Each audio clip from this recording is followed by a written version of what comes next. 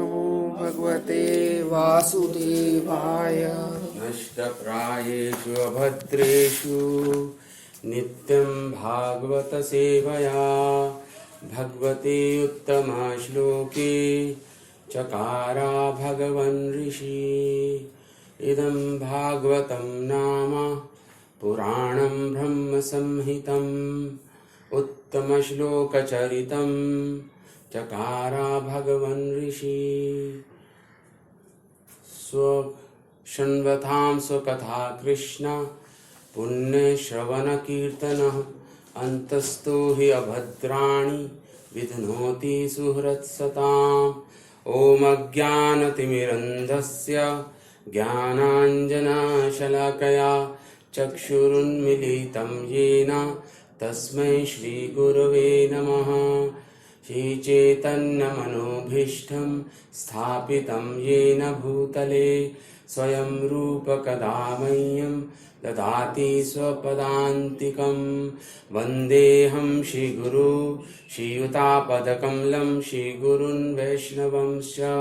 श्रीरूपं साग्रजातं सहगना रघुनाथान्वितं तं सजीवं साद्वैतं सावधूतं परिजनसहितं कृष्णचैतन्यदेवं श्रीराधाकृष्णपादान् सहगना ललिता श्रीविशाखान्वितंश्च। हे कृष्णा करुणा सिन्धु दीनबन्धु जगत्पते गोपीश गोपीककान्ता राधाकान्त नमोऽस्तुते। तप्त काञ्चन गौराङ्गी राधे वृन्दावनेश्वरी वृषभानुसुते देवी प्रणमामि हरिप्रिये। जय श्री कृष्ण चैतन्य प्रभु नित्यानंदा श्री अद्वैत गदाधर श्रीवासादि गौर भक्त वृंदा। हरे कृष्णा कृष्ण कृष्णा हरे हरे हरे राम राम राम हरे हरे। ओम सहना भवतु सहनं भुनक्तु सह वीरं करवावहे तेजस्विनावधीतमस्तु मा विद्विषावहि। ओम शांति शांति शांति। ओम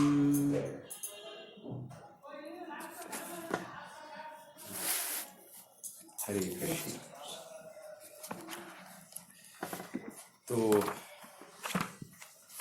अभी तक हमने श्रीमद् भागवतम की जो सिस्टमेटिक स्टडी शुरू की उसमें हमने अभी मंगलाचरण चल रहा है। मंगलाचरण के 2 श्लोक हमने कंप्लीट कर लिए हैं। आज हम तीसरा श्लोक मंगलाचरण का बोलेंगे और समझेंगे क्या है। ठीक है, तो मैं एक लाइन गाऊंगा, आप मेरे पीछे दोहरा सकते हैं। निगमकल्पत्रोर्गलितं फलम्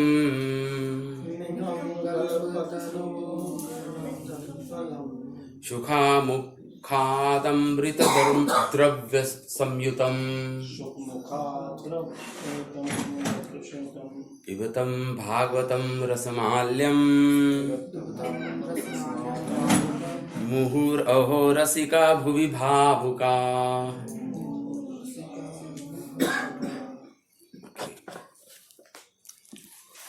तो निगम कल्पत्रुर गलितम फलम। निगम मतलब होता है वेद, कल्पत्रु मतलब हो गया इच्छाओं को पूरी करने वाला। कल्पत्रु मतलब कल्पत्रु पेड़, गलितम पका हुआ, फलम फल। तो श्रीमद् भागवतम को क्या बोल रहे हैं इस श्लोक में? महर्षि वेद व्यास इनवाइट कर रहे हैं हम सबको कि आप भी इस रस का आस्वादन करो। इनविटेशन होता है ना जैसे, तो हम सबको भी आमंत्रित कर रहे हैं कि जैसे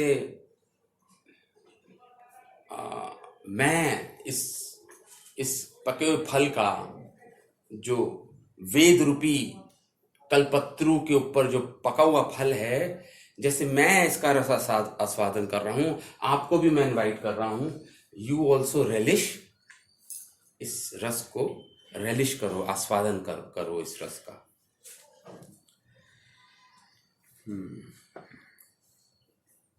तंदिगम कल्पत्रु गलितम फलम सुख मुखात अमृत द्रव्य संयुतम पिबतम भागवतम रसमाल्यम मुहुर अहो रसिक भुवि भावुका।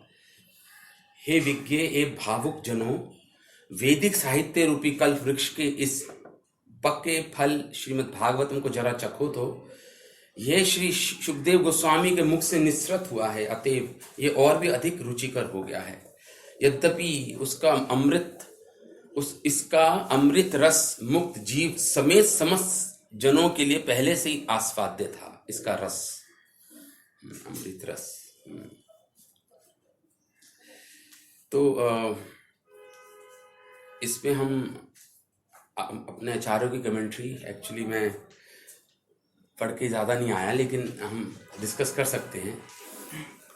जीव गोस्वामी की कमेंट्री है, विश्वनाथ ठाकुर की कमेंट्री है, और फिर शील प्रभुपाद का तात्पर्य हम पढ़ सकते हैं श्लोक पर। तो यहाँ पे कह रहे हैं कि जो ये वृक्ष है, ये नहीं, ये निगम कल्पत्रु, मतलब ये वेदों का जो वृक्ष है, ये वृक्ष जीव गोस्वामी तो लिख रहे हैं कि वृक्ष तो आध्यात्मिक जगत का वृक्ष है, और वहां से ये पका हुआ फल जो श्रीमद् भागवतम का गिरा है इस भौतिक जगत में, और जब ये गिरा तो फूटा नहीं, और ये अपने आप गिरता, कोई जबरदस्ती इसको पकड़ नहीं सकता। तो इसको कल्प वृक्ष क्यों बोला है? वेदों को, मतलब जो वेद हैं, वेदों को कल्प वृक्ष बोला है। ऐसा क्यों बोला है? कल्प वृक्ष का अर्थ ही हो गया, देखिए, क्योंकि वेद हमें 4 पुरुषार्थ का फल देते हैं। वेद में 4 पुरुषार्थ हैं, धर्म, अर्थ, काम और मोक्ष। तो ये वेद है। तो जो ये फल है, ये धर्म, अर्थ, काम, मोक्ष से भी ऊंचा फल है, इसलिए इसको बोला है पका हुआ फल वेदों का। तो धर्म, अर्थ, काम, मोक्ष ये वेद हमें देते हैं। हम अपना धर्म, हमारा क्या स्वधर्म है, ये बताते हमें वेद। तो धर्म, अर्थ बताते हैं कि उस धर्म से क्या हमें गेन होगा या लाभ होगा। अर्थ, फिर काम, अपनी इच्छाओं को, भौतिक इच्छाओं को, आध्यात्मिक इच्छाओं को कैसे पूरी करना है। फिर फाइनली मोक्ष, इस भौतिक जगत को छोड़ के भगवान के धाम कैसे जाना है। और उससे ऊपर है कृष्ण प्रेम, पंचम पुरुषार्थ बोलते हैं। पंचम पुरुषार्थ जो महाप्रभु बोल रहे हैं ना, प्रेम पुमार्थ महान, ये पंचम पुरुषार्थ है, फाइनल गोल हम सबका कृष्ण के प्रति प्रेम, वो मोक्ष से भी ऊंचा है।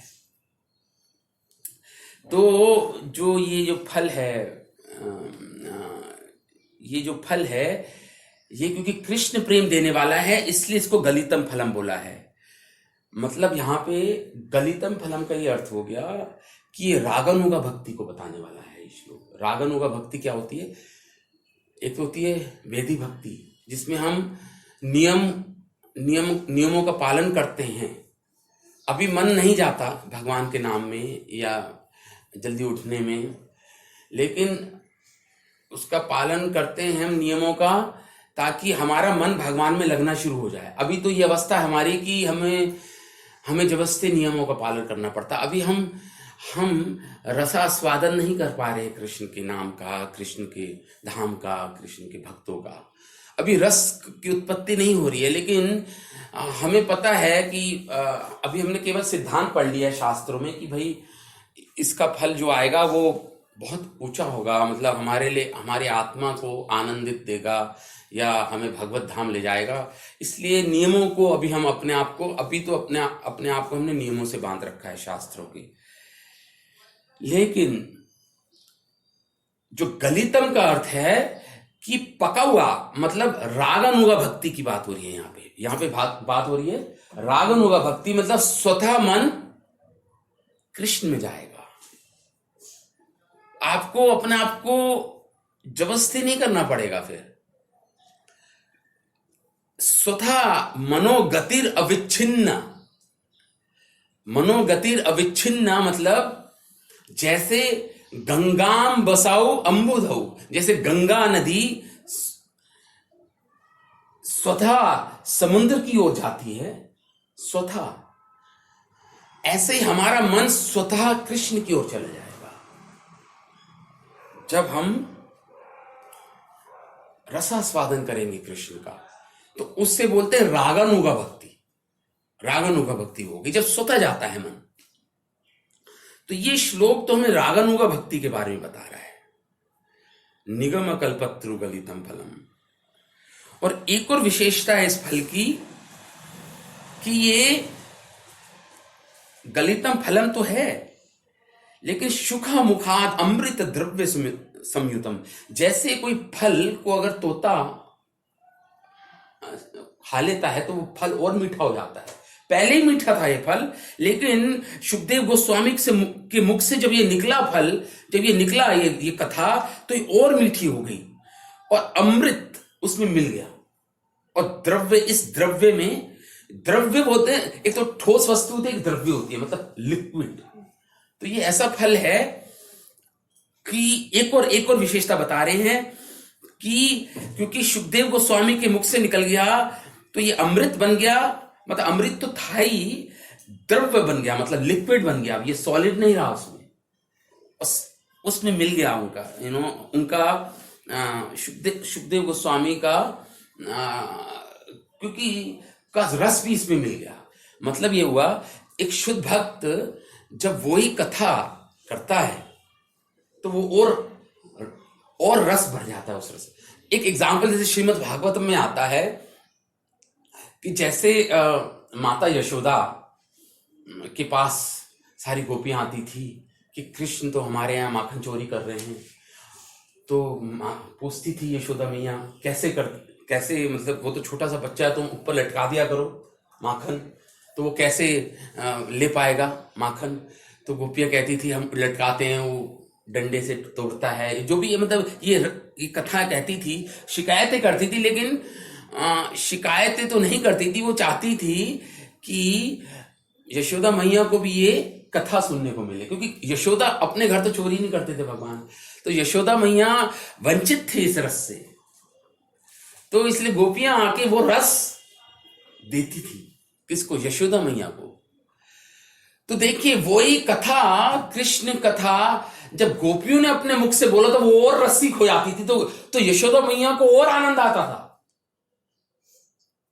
मतलब गोपियों से भी ज्यादा आनंद यशोदा मैया को आता था, क्योंकि एक अब गोपियां तो शुद्ध भक्त हैं भगवान की, तो वो कथा जब करेंगी तो उसमें और रस भर जाता है। इसलिए सुखदेव गोस्वामी जब कृष्ण कथा का ये बोल रहे हैं तो इसमें और रस आ चुका है। संयुतम पिबतम, इसलिए कह रहे हैं पियो, क्योंकि यहां पे द्रव बन गया ना, ये द्रव लिक्विड बन गया। अब इसको पीना है आपको। भागवतम, इस भागवत शब्द का अर्थ है कि जो भगवान से संबंधित वस्तु हो उसको भागवत बोलते हैं, या भगवान जिसके प्रोप्राइटर हो, मतलब भगवान जिसके मालिक हो उसको भागवतम बोलते हैं। भगवान की तदीय वस्तु होती है ना, जैसे भगवान से संबंधित वस्तु, जैसे भागवत किताब, भागवत या भगवान के भक्त भगवान से संबंधित वस्तु हैं। इसलिए भागवतम मतलब भगवान से संबंधित है, क्योंकि भगवान इसके मालिक है, इसलिए भगवान ही दे सकते हैं, इसको और कोई नहीं दे सकता। भागवत को स्वयं भगवान के द्वारा दी गई है। ये रसम, ये रस शब्द बहुत इंपॉर्टेंट है। रस को की परिभाषा रूप गोस्वामी ने भक्ति रस अमृत सिंधु में, संस्कृत तो मुझे याद नहीं है, लेकिन इसका अर्थ ये है, ये रस वो है जब कोई चमत्कारिक चमत्कारित्व पूर्ण सुख की प्राप्ति हो तो उसको रस बोल देते हैं। सुख ऐसा जिसमें चमत्कार हो, विस्मित हो जाते हैं, उसको रस बोलते हैं। ये डेफिनेशन भक्ति रस अमृत सिंधु में रूप गोस्वामी ने दी है। मतलब रस, आनंद बोल लो या रस बोल लो, वो क्या है? सुख जब बहुत ऊंची मात्रा का होता है सुख, उसे रस बोलते हैं। अपने आप को भूल जाए। हाँ, अपने आप को भूल जाए। हाँ, मतलब परिभाषा ये है कि केवल ये भावनाएं नहीं है रस, केवल भावना नहीं है रस। तो रूप गोस्वामी कह रहे हैं उस डेफिनेशन में कि भावना से ऊंचा उठकर जब एक आनंद मिलता है आपको जिसमें चमत्कार होता है, उसको रस बोलते हैं। अब आगे रूप गोस्वामी कहते हैं रस क्या है? रस दो प्रकार के हैं, एक तो प्राकृत रस, एक अप्राकृत रस, और एक और तीसरा रस कवि कर्णपुर दास जी बोल रहे हैं, हमारे महान आचार्य, नामाभास, नाम रस, मतलब भास रस, मतलब केवल भास है, रस नहीं है वो, केवल लग रहा है वो रस है लेकिन उसका आभास है। मतलब जैसे सूर्य उगने से पहले ही प्रकाश, लालिमा आती तो उससे प्रकाशित हो जाता है काफी कुछ। अभी सूर्य उदय हुआ नहीं है, तो अभी सूर्य उदय होने से पहले जो प्रकाश फैल जाता है उसे आभास बोलते हैं। अभी सूर्य उदय नहीं हुआ लेकिन उसका आभास पहले ही हो गया,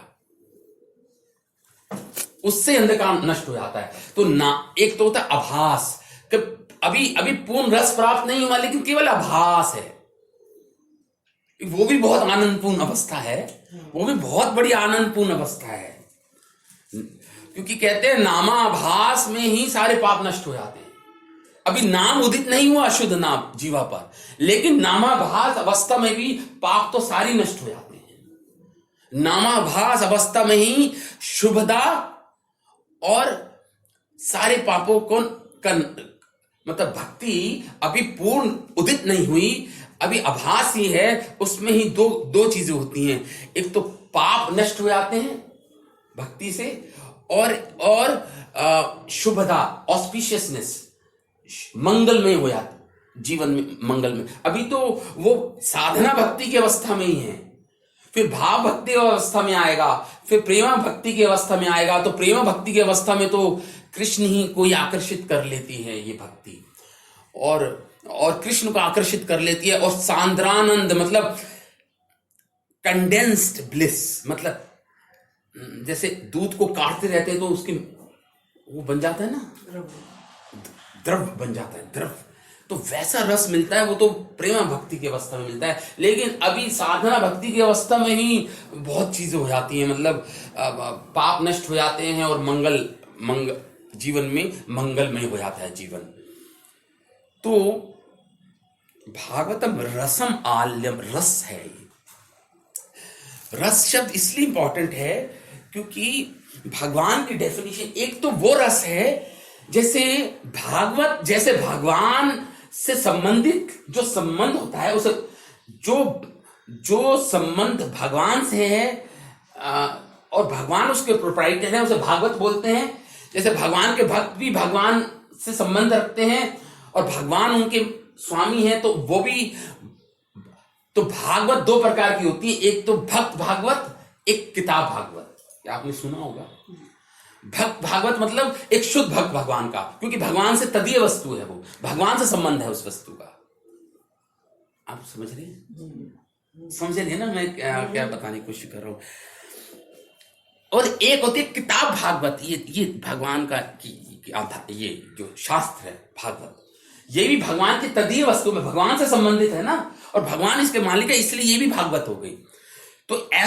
तो भागवतम रसम, तो भागवतम रसम मतलब वो रस जो भगवान से संबंधित हो, उसे रस बोलते हैं। और वो रस जो स्वयं भगवान है, वो भी रस है। मतलब भगवान से संबंधित जो आनंद मिलता है उसे भी रस बोलते हैं, और भगवान को भी रस बोलते हैं। समझ रहे हैं आप? भगवान को भी, इसलिए तैत्तिरीय उपनिषद में आता है रसो वही सहा। भगवान की डेफिनेशन क्या बोली? रसो वही सहा। भगवान कौन है? भगवान वो है जो रस है। ऐसे नहीं कि भगवान में, ऐसा भी ठीक है कि भगवान में रस है, लेकिन श्रुति जो उपनिषद है वो बोल रहे नहीं भगवान ही रस है। रसीला रसीला, भगवान ही रस है। जैसे गुलाब, जैसे रसगुल्ला होता है ना, रस अलग होता है, गुल्ला अलग होता है, जो छेने का बनता है। तो जब रसगुल्ले को आपने रस में डुबोया तो फिर वो मीठा हुआ, वो भी ठीक है।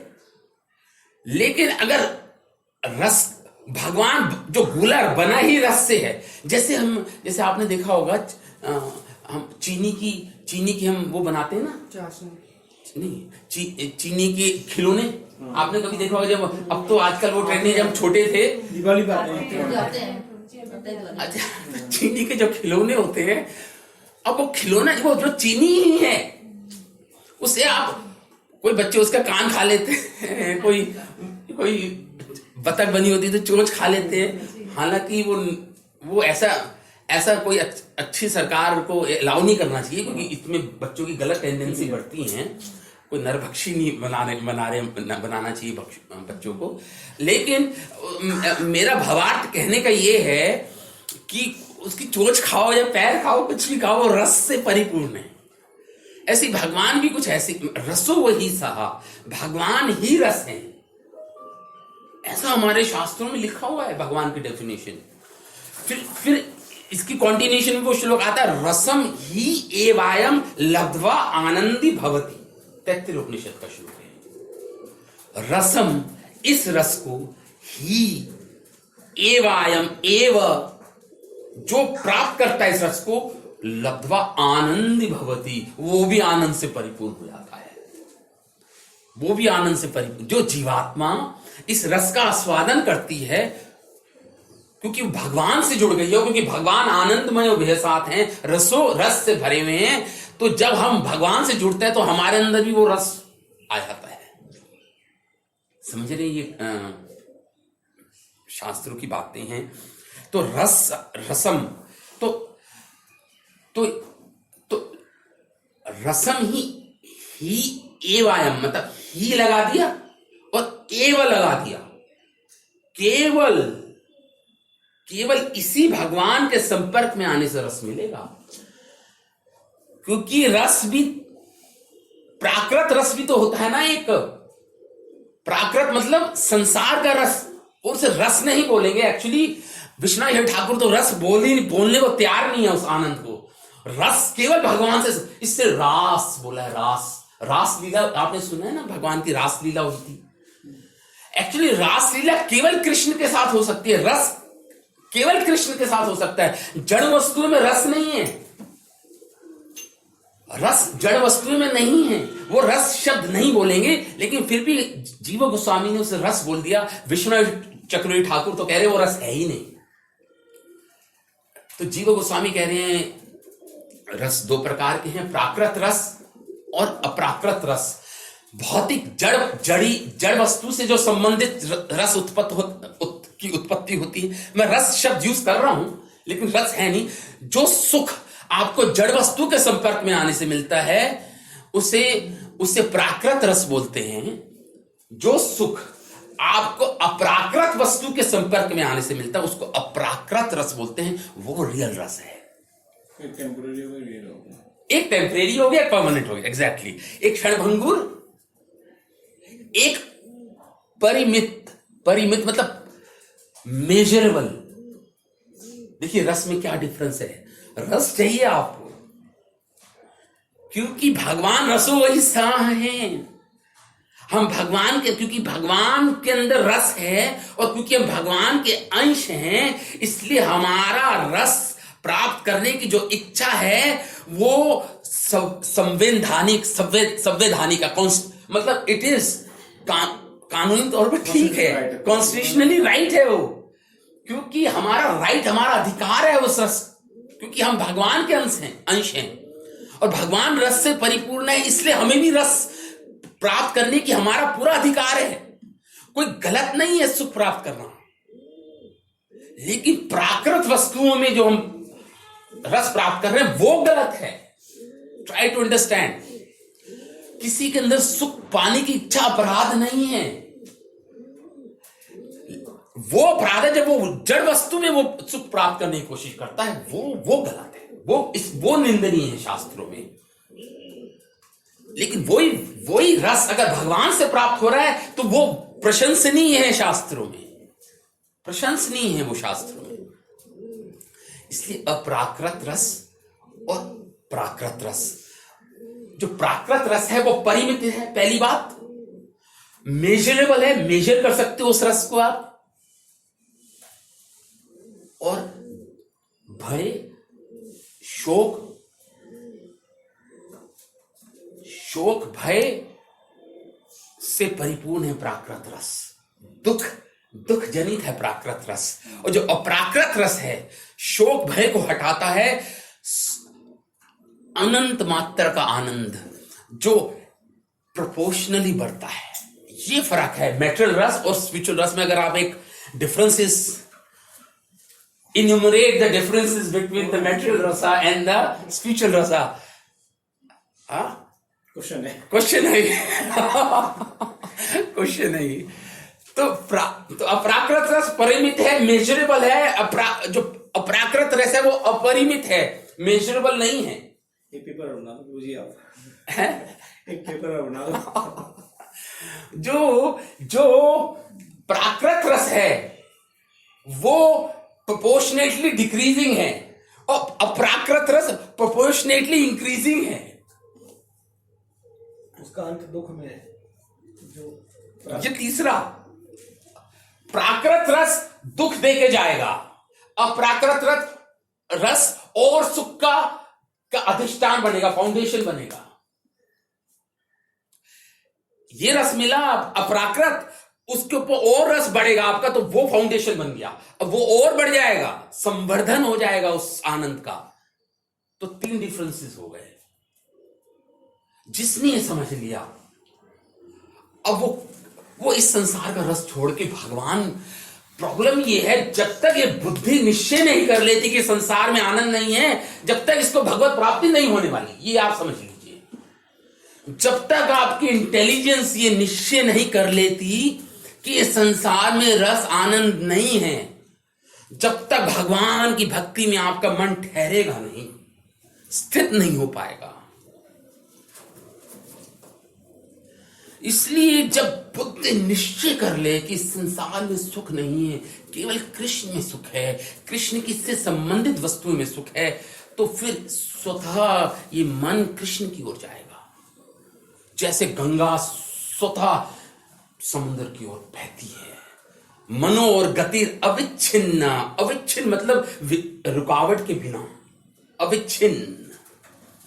मई गुण श्रुति मात्रेण, कपिल मुनि अपनी माता देवहूति को बोल रहे हैं, मेरे गुण के सुनने से, भागवतम सुनने से, ये भागवत सुनने से वो फल आएगा कि स्वतः हमारा मन कृष्ण की ओर जाना शुरू हो जाएगा।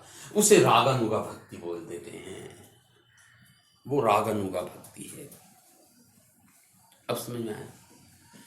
तो प्राकृत रस, अप्राकृत रस, तो हमें इसलिए बोला है रसम ही एवायम, केवल एव दोनों शब्द लगा दिए। लब्ध्वा आनंदी भवती, यह जीवात्मा आनंद से परिपूर्ण हो जाता है अप्राकृत रस को प्राप्त करके, ऐसा बोला है। फिर बोला है रसम आल्यम। आल्यम शब्द का अर्थ अ मतलब इंक्लूडिंग, आल्य लय मतलब लय हो जाना, मतलब मुक्ति भी इसी में इंक्लूडेड है। मुक्ति तो छोटी सी चीज है, इसी में इंक्लूडेड। लय मतलब हो गया आपके भौतिक संसार का लय हो जाना। लय मतलब मिट जाना भौतिक अस्तित्व का। वो जो रस मिलेगा, जो भागवत का रस, इसमें इंक्लूडेड है मोक्ष, हर प्रकार की मुक्ति, से बियॉन्ड है ये वाला रस। सारूप्य, सामीप्य, शालोक्य, सृष्टि, सायुज्य, ये 5 प्रकार की जो मुक्तियां हैं, इनसे परे है भगवान का प्रेम, ये रस। ये है क्या वो मुक्ति? 5? हाँ, अच्छा, ओके। सामीप्य मतलब भगवान के समीप चले जाना, एक प्रकार की मुक्ति से भगवान के धाम चले गए, समीप हो गए भगवान के। सारूप्य मतलब भगवान जैसा रूप धारण कर लेना, वो भी आपको भी चतुर्भुज हो जाओगे, आप भी 4 हाथ वाले हो जाओगे। 2 हाथ से ना 4 हाथ चाहिए भगवान धाम जाओ। हाँ, 4 हाथ, तो सारूप्य बोलते हैं उसको। फिर सृष्टि मतलब भगवान जैसी ओपुलेंस, भगवान के पास जितना ऐश्वर्य है आपके पास भी हो जाएगा।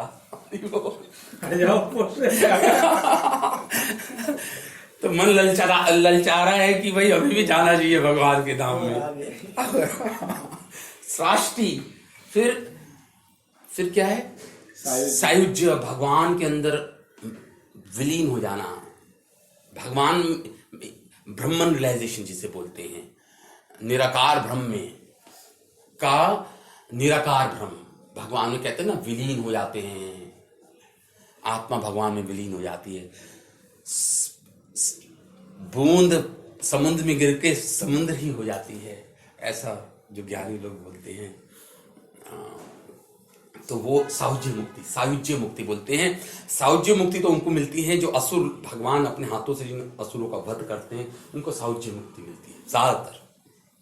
शिशुपाल को तो सारूप्य मुक्ति मिली, अघासुर को भी सारूप्य मुक्ति मिल गई थी। तो और कौन सी रह गई? सालोक्य, भगवान का धाम प्राप्त होना। ये 5 प्रकार की मुक्ति से परे है ये। महर्षि वेद व्यास कह रहे हैं जो ये रस है कृष्ण प्रेमामृत का, जो कृष्ण प्रेम का जो माधुर्य प्रेम है, ये महापंचम पुरुषार्थ जो ये प्रेम है, ये मोक्ष से भी, इसमें मोक्ष तो एक सबसेट है इसका, मतलब समझ ले, बहुत बड़ा सेट थ्योरी आ गई। तो सबसेट है मोक्ष, ये वो मुक्ति है 5, ये तो उसका छोटा सा पार्ट है बस पूरे उसका। आल्यम, मतलब इंक्लूडिंग, लय मतलब मुक्ति 5 प्रकार की, सब इसमें इंक्लूडेड हो गई। मुक्ति तो ऐसी मिल जाती है। मुक्ति स्वयं मुक्तांजलि सेवते समान, भिलवा मंगला ठाकुर कह रहे हैं, मुक्ति स्वयं मुक्तांजलि सेवते समान, धर्म अर्थ काम गताए समय प्रतीक्षा। भिलवा मंगला ठाकुर लीला कृष्णा करनामृत में बोल रहे हैं कि भगवान की जो ये जो मुक्ति देवी है, ये भगवान के भक्त के द्वार पे खड़ी हो जाती है आके हाथ जोड़ के। मुक्ति स्वयं मुक्तांजलि सेवते, हे स्वामी आप तो कृष्ण भक्ति कर रहे हैं, मैं आपकी सेवा करना चाहती हूँ, सेविका बनना चाहती हूँ आपकी। और धर्म अर्थ काम की तो बात ही क्या करें, वो तो प्रतीक्षा करते रहते हैं कब भक्त मेरे पर ध्यान देगा। भक्त कहते नहीं, मुक्ति को कहते हैं भाग जा, भाग, क्योंकि जो रस मुझे जो मिल रहा है, रस कृष्ण प्रेम का, ये मुक्ति उनको अच्छी नहीं लगती भक्तों को, शब्द मुक्ति नहीं अच्छी लगती। सार्वभौम भट्टाचार्य, जब महाप्रभु, जो सार्वभौम भट्टाचार्य बहुत बड़े ज्ञानी थे, उसके बाद वेदांती थे, उसके बाद भक्त बन गए, महाप्रभु ने उनको दर्शन दे दिए, अपने षटभुज रूप के दर्शन दे दिए थे, भक्त बन गए। तो बाद में एक श्लोक लाए, तत्ते अनुकंपांसु समीक्षमानो भुंजान एवात्म कृतम विपाकम, फिर इति वाक् बभूभिर विदधन नमस्ते जीवेत मुक्ति पदे सदया भाग। मुक्ति पदे शब्द आ गया यहां पे। मुक्ति मतलब जीवेत मुक्ति पदे, मतलब वो जीव मुक्ति का अधिकारी बन जाता है, ये अर्थ है इस श्लोक का। तो सार्वभौम भट्टाचार्य जब भक्त बन गए तो उनको मुक्ति शब्द अच्छा नहीं लगा, उन्होंने कहा भक्ति पदे शब्द लगा दिया वहां पे। और महाप्रभु के पास गए। महाप्रभु हंसने लग गए सार्वभौम भट्टाचार्य की बात। कहते हैं ये मुक्ति शब्द मुझे कानों को अच्छा नहीं लगता, मुझे तो भक्ति पद शब्द चाहिए, भक्ति पद। तो वो पूरा श्रीमद् भागवतम का श्लोक ही चेंज कर रहे थे, मतलब शब्द ही चेंज कर रहे थे। इतने बड़े भक्त बन गए थे सार्वभौम भट्टाचार्य बाद में। जीवेत मुक्ति पदे से दयाभाग कहने लग गए, भक्ति पदे से दयाभाग कहने। तो महाप्रभु ने समझाया नहीं नहीं, तुम भागवत के शब्द मत बदलो। देखो जो मुक्ति पदे का शब्द आया है कि जिसके चरणों में मुक्ति वास करती है, मतलब भगवान कृष्ण। तो तुम मुक्ति पदे का अर्थ समझ लो। मुक्ति पदे का अर्थ कि भगवान कृष्ण, क्योंकि भगवान कृष्ण के चरणों में पदों में मुक्ति वास करती है, इसलिए मुक्ति शब्द पदे शब्द आया है। उसको भक्ति पदे मत करो। लेकिन तुम्हारी भावना ठीक है। भक्ति ही है इसका भावार्थ, भक्ति ही इसका भावार्थ है। तो रसम आल्यम समझ गए। अ मतलब इंक्लूडिंग का बोल क्या बोलेंगे, लयम मतलब हुआ मुक्ति। और जीव गोस्वामी एक और शब्द यूज कर, मतलब जीव गोस्वामी विश्वनाथ ठाकुर एक और इसका आल्यम शब्द का एक और अर्थ ले रहे हैं। आल्यम मतलब हुआ लय हो जाना, मतलब लय मतलब प्रेम, लयम सात्विक विचार, प्रलय बोलते ना, प्रलय मतलब जब अष्ट सात्विक विकार आते हैं। अष्ट सात्विक विकार पता है क्या होता है? प्रेम अवस्था की बहुत ऊंची अवस्था होती है। इसमें कंपाश्रु, उत्पुलक, कंठ अवरोधन, प्रेम मतलब अश्रु बहते हैं। यह अवस्था पता है आपको प्रेम की क्या होती है? उसमें रोमांच हो जाता है रोम रोम में। जैसे महाप्रभु जब जगन्नाथ के सामने नृत्य करते तो अष्ट सात्विक विकार आते थे महाप्रभु के अंदर। मूर्छित होना, आंखों से अश्रु धाना, ऐसे बहते थे जैसे पिचकारी जैसे पानी निकलता है, ऐसे महाप्रभु की आंखों से पानी सब भीग जाते थे आसपास। और फिर रोमांच होना, जो जो जो जो जो जो जगन्नाथ भी पूरा नहीं बोल पाते थे महाप्रभु के, महाप्रभु मूर्छित हो जाते थे। अष्ट सात्विक विकार बोलते हैं। ये कोई पागलपन नहीं है जितना आप सोच रहे हो। ये तो कोई पागल खाने में जाके ये सब चीजें सिम्टम्स बहुत मुश्किल है समझना, क्योंकि एक शुद्ध प्रेम, ये प्रेम की चीजें है ना, ये समझना अपने लॉजिक से परे है। ये तर्क बुद्धि से आप नहीं समझ सकते इन चीजों को। रस को क्या तर्क से समझोगे प्रभु जी? एक गूंगा, आप उसको मीठी चीज खिला दो, आप उससे पूछो भाई क्या इसका रस है, तो क्या बोलेगा? हम रस को अपनी तर्क बुद्धि से परिभाषित नहीं कर सकते, मतलब हम एक्सप्रेस नहीं कर सकते रस को। इसलिए बोला अवांग मन शब्द अप्राप्य मनसा सह, वहां पे मन नहीं जा सकता। इस रस की जब रस की बात होती है, प्रेम की बात होती है, तो मन, बुद्धि और वाणी से अगोचर है। अगोचर मतलब परे है, beyond the words, mind and feelings, whatever. I mean, it's beyond. You cannot express it in words. तो आल्यम का एक और मीनिंग दे रहे हैं। रसम आल्यम का अर्थ है कि प्रलय मतलब अष्ट सात्विक विकार, मूर्छित होना प्रेम में। तो इसका अर्थ ये हुआ कि बार बार, आल्यम का अर्थ हुआ कि वो प्रेम में बार बार मूर्छित होते हैं। ऐसा रस मिलता है कि अष्ट सात्विक विकार उनके शरीर में प्रकट हो जाते हैं भक्तों के। ये रसमाल्यम का अर्थ है। समझ गए आप? एक और शब्द, दो अर्थ हो गए ना। एक तो मुक्ति से परे है, एक प्रलय मतलब मूर्छित अवस्था प्रेम की, मूर्छा, लय हो जाना, प्रलय हो जाना, चेतना का प्रलय हो जाना। चेतना इस संसार, भारी चेतना नहीं रहती। तो महाप्रभु की तीन अवस्थाएं होती थी। एक तो भारी चेतना, एक ये प्रलय वाली चेतना जिसमें चेतना नहीं रहती थी, मूर्छा अवस्था, और एक बीच की अवस्था होती थी महाप्रभु की, जिसमें वो पागलों की तरह बातें करते थे बिल्कुल। ये 3 अवस्था होती थी महाप्रभु की। तो लय मतलब ये जो अंतिम अवस्था, चेतना लय हो जाती है और प्रेम में इतना आनंद रस का आभास होता है कि चेतना सहन नहीं कर पाती, उसको मूर्छित हो जाती है। शुद्ध प्रेम सुख सिंधु, सुख का सिंधु है ये शुद्ध प्रेम। पाई तार एक बिंदु, अगर एक भी बूंद मिल जाए ना हम किसी को भी, इस कृष्ण प्रेम अमृत के समुद्र की एक भी बूंद मिल जाए अगर हमें, से बिंदु जगत डुबाए, ओ पूरा संसार डूब जाएगा उस एक बूंद में कृष्ण प्रेम की।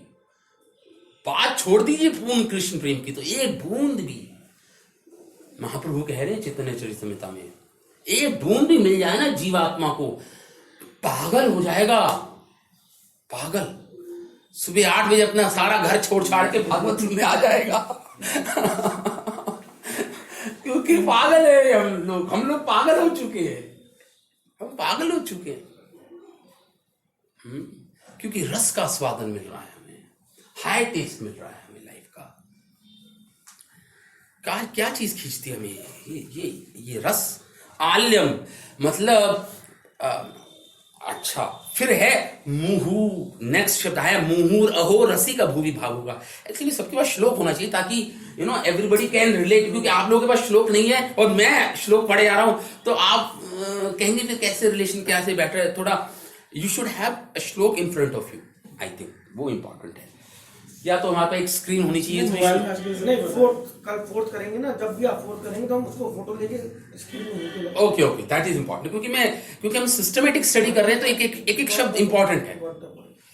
मुहु मतलब बार बार, बारंबार। अहो, मुहु मतलब बारंबार आस्वादन करता है वो।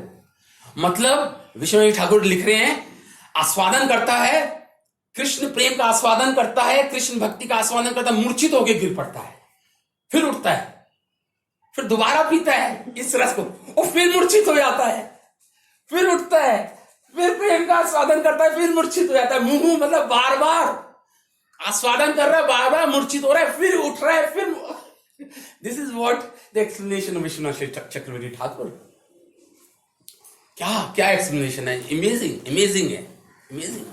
मुहु कहते हैं अहो, व्हाट सरप्राइजिंग, क्या रस है ये सब, मतलब चमत्कारिक पूर्ण है, चमत्कार है क्या। ओहो अहो, oh my God what a pleasure, कहते हैं ना, oh my God what a pleasure.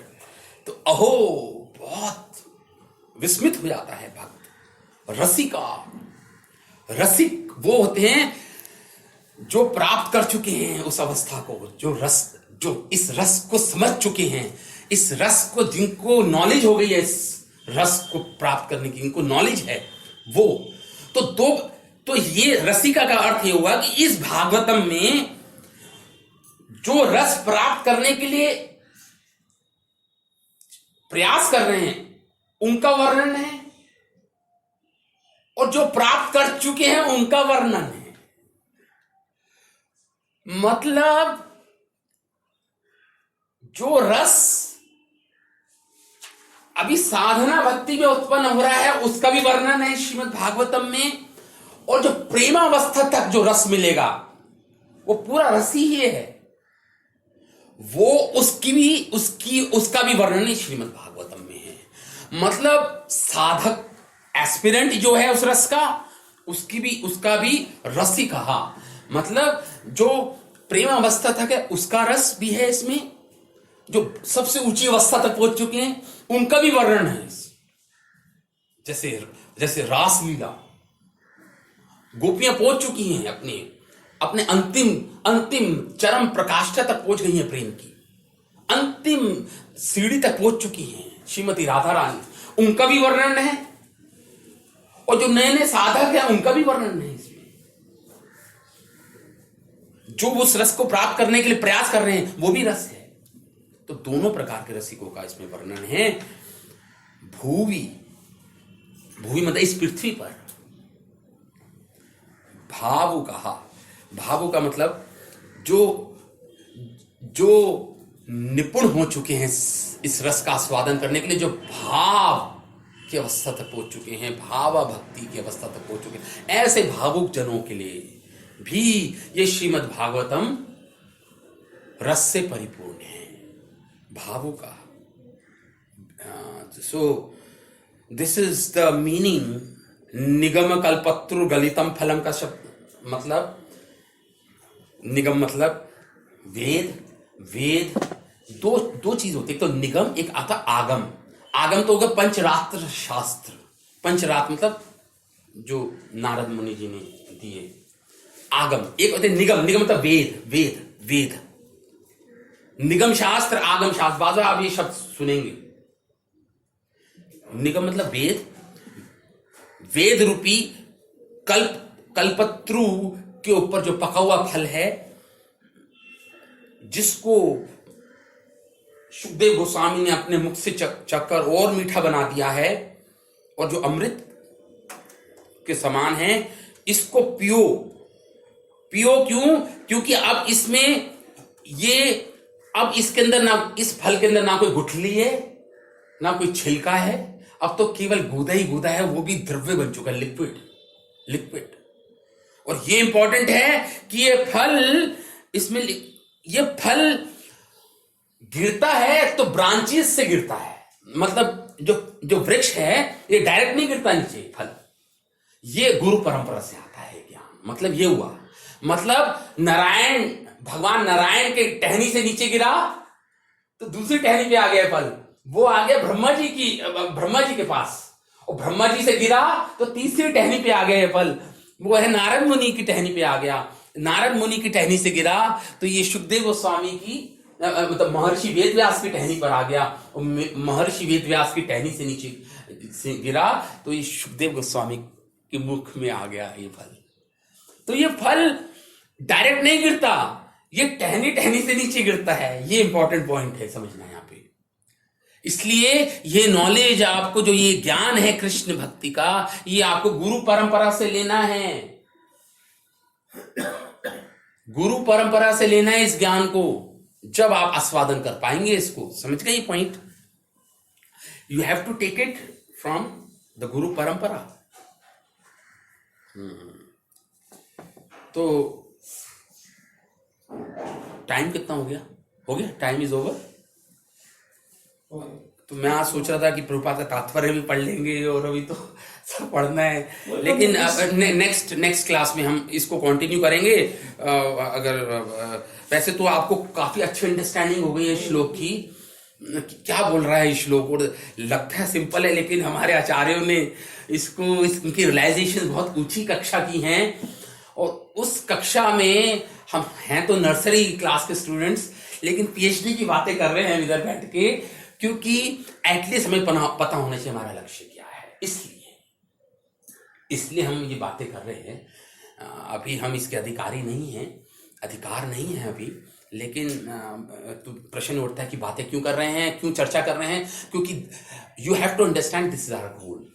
ये हमारा लक्ष्य है जीवन का, इस अवस्था तक पहुंचना। तो पिबतम भागवतम रसमालयम मुहुर अहो अहो, बार बार पियो इस रस को।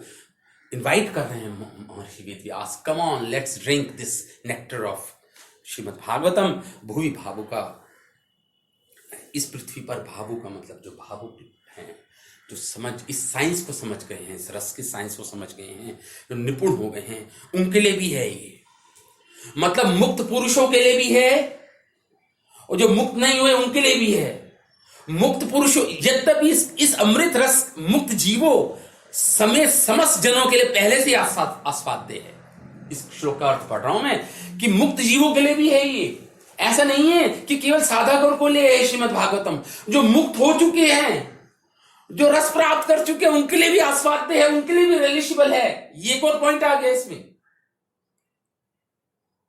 भावु का मतलब जो निपुण हो चुके हैं इस साइंस में, उनके लिए भी है। परिनिष्ठितोपि, वो कौन सा श्लोक है? सुखदेव गोस्वामी कह रहे, अरे मैं तो अपने ब्रह्मन में था, मैं तो आत्मा में रमण कर रहा था, लेकिन कृष्ण के गुण तो ऐसे हैं कि कृष्ण के गुणों ने मेरे चित्त को आकर्षित कर दिया अपनी ओर, उस अवस्था में मुक्त जीव भी आकर्षित हो रहे हैं कृष्ण के गुणों से। वो कौन सा श्लोक है, ब्यूटीफुल श्लोक, भूल जाता हूं। आकर्षित करते हैं भगवान अपने गुणों से, ये रस आकर्षित करता है, मुक्त जनों को भी आकर्षित करता है। सुखदेव गोस्वामी को आकर्षित कर दिया इन गुणों ने, भगवान के इस रस ने, वो ललायित हो गए इस रस में, इस रस से। और फिर उनको श्रीमद् भागवतम पढ़ाई गई, फिर उन्होंने सुखदेव गोस्वामी ने भागवतम सुनी। इतनी मुक्त अवस्था जो इनको संसार के कुछ वो भी एप्रिशिएट कर रहे हैं इस रस को, वो भी कह रहे हैं हाँ दिस इज द हाईएस्ट, ये हाईएस्ट अवस्था है जीवन की, ये हाईएस्ट अवस्था है इस रस को प्राप्त करने वाला। तो मुक्त जनों के लिए भी है ये रस, इसलिए भावु का शब्द आया है। भावु का मतलब जो मुक्त, जो ऑलरेडी उस भाव तक पहुंच चुके हैं, उनके लिए भी है ये रस, और हम सबके लिए तो है ही। हम वैदिक भक्ति वालों के लिए भी है और रागानुगा भक्ति वालों के लिए भी, दोनों के लिए ये श्रीमद् भागवतम जो है इंपॉर्टेंट है, श्रवण इंपॉर्टेंट है। केवल सुनना है, बस केवल सुनना है, केवल श्रीमद् भागवतम को सुनना, ये प्रोसेस है कलयुग का। मेरे गुरु महाराज तो कहते हैं कि करके सुन के कुछ नहीं करना। गीता में तो भगवान कह रहे माम अनुस्मरण युद्धश्च, मेरा अनुस्मरण करके युद्ध करो, कुछ करना है, मेरा अनुस्मरण करो और युद्ध करो। लेकिन भागवतम में तो कह रहे भगवान मेरा अनुस्मरण करो और मूर्छित हो जाओ, फिर उठो, फिर मेरा अनुस्मरण, मेरे बारे में सुनो, फिर मूर्छित हो जाओ, फिर उठो, फिर मेरे बारे में सुनो, फिर प्रेम में मूर्छित हो जाओ। कुछ करना कराना नहीं है, हाथ में हाथ धरे बैठना है। ये प्रोसेस है कलयुग का, ये है भागवत। केवल सुन के आपको मुक्ति सब इसी में आ गई, सब भगवत धाम चले जाएंगे केवल सुन के। केवल कानों से हम जा रहे हैं भगवत धाम। 7 दिन किया क्या परीक्षित महाराज ने, दिन रात, लेकिन बिना खाए बिना पिए, रात को भी पूरी नॉन स्टॉप कथा चली है, वो रात भी सोए नहीं, क्योंकि 7 दिन के अंदर तो मृत्यु होने वाली है। आपको मैं बोल दूं 7 दिन के अंदर मृत्यु होने वाली है, आप भी नहीं सोओगे, सोना बंद हो जाएगा आपका पूरा 7 दिन, टाइम नहीं है। और 7 दिन के अंदर परफेक्शन मिल गई। जब तक्षक आया 7 दिन के बाद, तो परीक्षित महाराज कहता है मुझे कोई भय नहीं है, अब तो केवल विष्णु गाथा गाते रहिए आप, बस मेरे कानों को पिबतम रसमाल्यम, पिलाते रहिए मेरे कानों को ये रस, कृष्ण कथा का रस पिलाते रहिए, इससे मैं इमोर्टल हो गया हूं। अमृत तस्य पुत्रहा, मैं भगवान कृष्ण अमृत है उनका पुत्र हूं, बस ये बात समझ गया हूं मैं, और मैं तो बस भगवान के धाम चले गए। परीक्षित महाराज चले गए, भागवत कहते हैं चले गए भगवान के धाम चले गए। तो प्रभु जी ये साधना भक्ति करते करते हम रागानुगा भक्ति तक पहुंच सकते हैं इसी लाइफ में। शुद्ध वैष्णव के संग में रहकर केवल श्रीमद् भागवत अगर श्रवण कर लिया आपने, नित्यम भागवत सेवया, केवल नित्य प्रतिदिन ये श्रीमद् भागवत का श्रवण कर लिया, कोई रोक नहीं पाएगा आपको भगवत धाम जाने को। और रागानुगा भक्ति में एंटर, शीघ्र अति शीघ्र रागानुगा भक्ति में हम प्रवेश कर जाएंगे केवल सुनने से। श्रीमद् भागवत इसमें नित्यम भागवत सेवा में उपादान प्रकट लिखते हैं, भागवत 2 भागवत है, श्रुति भागवत और जो भागवत भगवान भक्त है, शुद्ध भक्त, हाँ भागवत पर्सन भक्त एंड बुक भक्त। तो बोले साइमल्टेनियसली दोनों प्रोसेस से होगा, दोनों। आप सिर्फ भागवतम पढ़ते रहोगे, भगवत की सेवा नहीं करोगे, भगवान के भक्तों की सेवा नहीं करोगे, तो आप क्या कहते हैं, आपकी कथा सुनोगे नहीं, अंदर उतरेगी नहीं। मतलब ये कह रहे हैं बुक भागवत एक शुद्ध भागवत के मुख से सुनो, जो परंपरा में आता हो और जो उच्च अवस्था का हो। इसका भावार्थ ये है कि केवल शुद्ध भागवत से सुनोगे, वो नहीं जो प्रोफेशनल भागवतकार है उनसे नहीं, शुद्ध भागवत से सुनोगे तो आपको परफेक्शन मिलेगी। लेकिन हाँ, फिर वही पॉइंट आ गया, सर्विस जो सेवा है, वैसे तो केवल श्रवण, मेरे गुरु महाराज तो कहते हैं कि केवल श्रवण करना ही बहुत बड़ी सेवा है उस भक्त की, मतलब सेवा है, बहुत बड़ी सेवा है। लेकिन ठीक है, अपनी इंद्रियों से भी सेवा कीजिए, अपनी इंद्रियों से तो सारी चीजें, सर्विस, वो सेमिनार केशवानंद प्रभु ने दिया था, सर्विस, रीडिंग एंड चैंटिंग, इन तीनों का बैलेंस बना के रखिए। तीनों प्रकार की सेवा ही है, और तीनों प्रकार की सेवा भगवान से संबंधित है, इसलिए सभी स्वरूप शक्ति हैं, सभी भगवान आनंद देने वाले हैं। हाँ, तो तीनों का बैलेंस बना के चलिए और तो सब प्राप्त हो जाएगा। कृष्ण प्रेम जो फाइनल को ले जाएगा। शिल प्रभुपाद की जय। हरि कृष्ण भागवतम की जय। आपको